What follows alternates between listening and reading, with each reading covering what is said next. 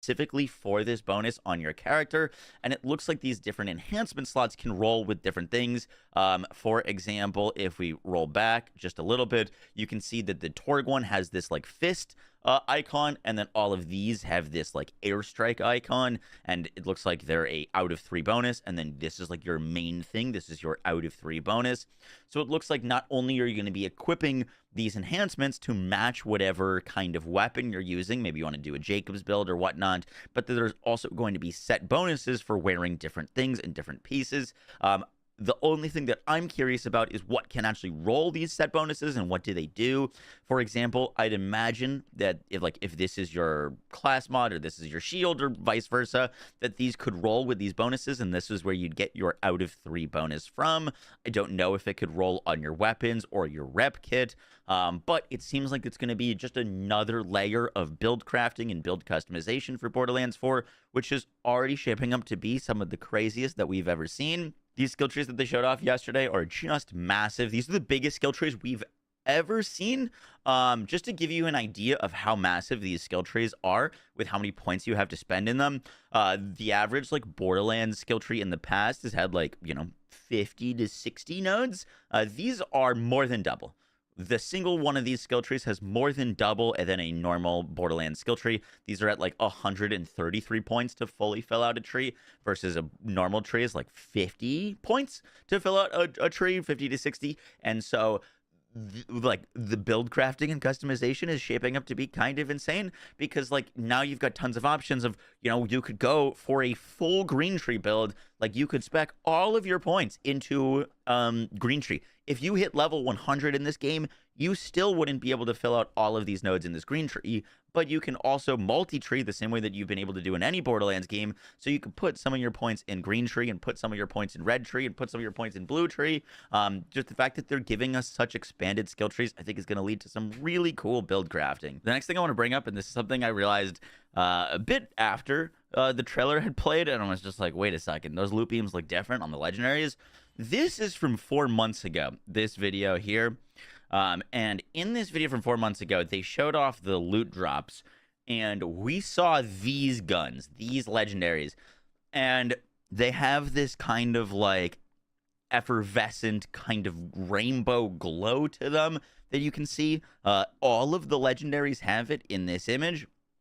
And if we look at the kind of legendaries that we saw yesterday, this is what the legendary drop looked like yesterday. Obviously, you can see that it had no rainbow glow to it, and I brought this up to as a question to some of the devs that were in stream lurking, and I was like, is that an anointment? Is that rainbow glow an anointment? And they basically said that anointments are not returning. And so we've got something happening to weapons. I'm assuming that this is something that has to do with difficulty, or maybe it has something to do with the parts that they can roll. But it looks like there is going to be some sort of, maybe it's Wonderlands' system of getting ancestral gear or chaotic gear, where it's the same weapon but slightly boosted. Maybe it's something like that.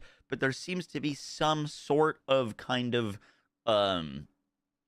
enchantment or something happening to legendaries, maybe that is tied to difficulty. We still don't know anything about the endgame systems, but I just thought this was really interesting and wanted to bring it up. The other thing that's really interesting is that same kind of glow that was on those weapons seems to be possibly a new element or a new effect, or maybe it's part of the new character Harlow's kit, who is also using this thing. But as you can see, this gun that's firing here is also firing that same kind of effervescent rainbow glow. This enemy seems to kind of get paralyzed by it, and this shotgun that they're shooting is also shooting this rainbow glow projectile, and both of those weapons had a similar skin. I'm wondering if that's a new archetype of element that we're going to be able to do, or maybe it's I don't know. It could be a lot of things. But there is a new Vault Hunter who is also using all of her action skills look that same kind of color. This is one of Harlow's abilities, who is the Malawan Trant Vault Hunter, and it looks like she basically has Phase Grasp and also Ties That Bind. which is like one of my favorite action skills of all time. As you can see, like she shoots the first enemy here, and all of the enemies around her die. So it looks like we've basically got Harlow as kind of going to be like a pseudo tech siren, or being able to use like siren like abilities but with gadgets. And then the like actual siren is going to be kind of more of like a summoner slash like void vampire looking vibe. But I did notice that Harlow's abilities are also that same color. So maybe this is like an effect, or maybe it is like something that she can make her a gun shoot, or it's something that's totally universal. Once again, I have no idea, but I just thought that was interesting. The next thing that's interesting, and this is causing some concern, I don't know how I feel about it yet, but it does look like there's modifiers are returning. Obviously, modifiers were something that was really annoying in Borderlands 3 that were part of the Mayhem system, and then they added Mayhem 3 to basically remove modifiers altogether. But as you can see, like this enemy here has the modifier ticking, so that when they die, they're going to explode. That seems to be what this modifier does. So when they die, they explode. And there's a bunch of other enemies that had modifiers in this, like this mob had Chain Master on them. So they're, doing like the Borderlands 3 kind of chain. Fast forwards, probably the teleport ability that they're doing.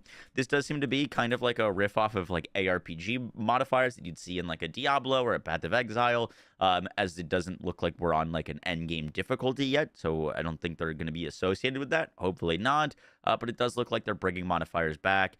I think modifiers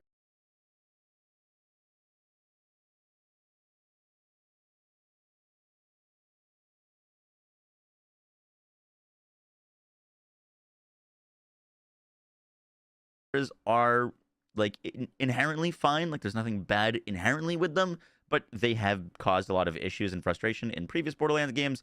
So hopefully they're not overtuned. Hopefully you're not getting like one tapped by modifiers in endgame. Guys, that's gonna do the video. Guys, that's gonna do it. Guys, that's gonna do it for the video. I hope you enjoyed. As I was recording this, Gearbox just announced that they are going to be at PAX, which is in Boston.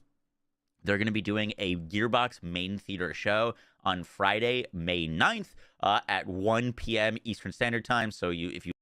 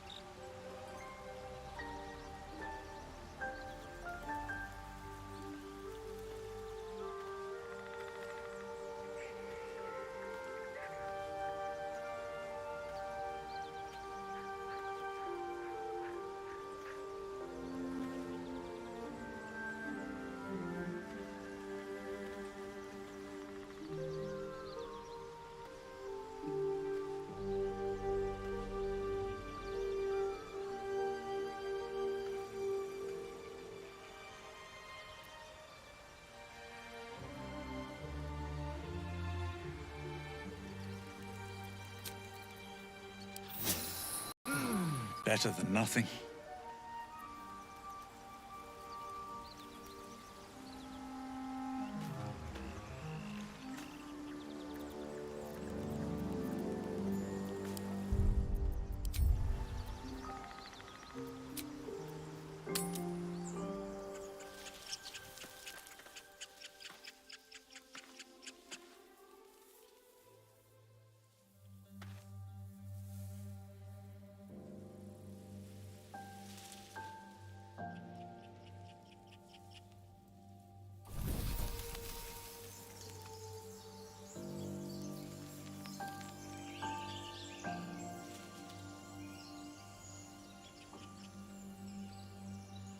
Need to find a way forward.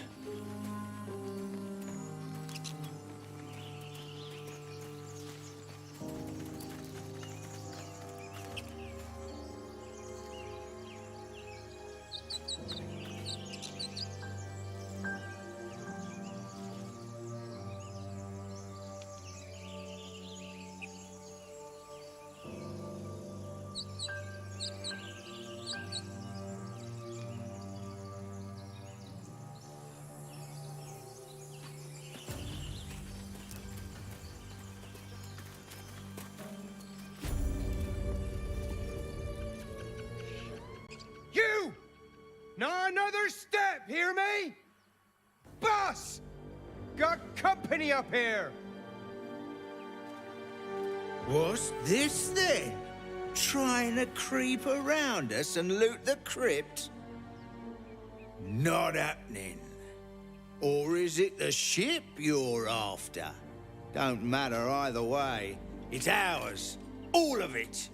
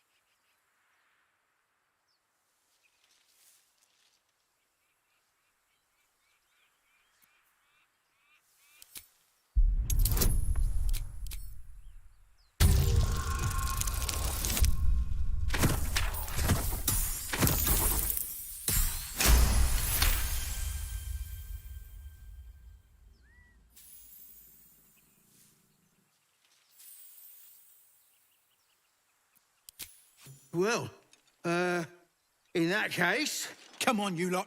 No point in getting killed. Second worm gets the cheese and all. Second mouse gets the cheese, no? Nobody's getting any damn cheese. Now move it. You're more cunning than you look. I thought we had a fight on our hands.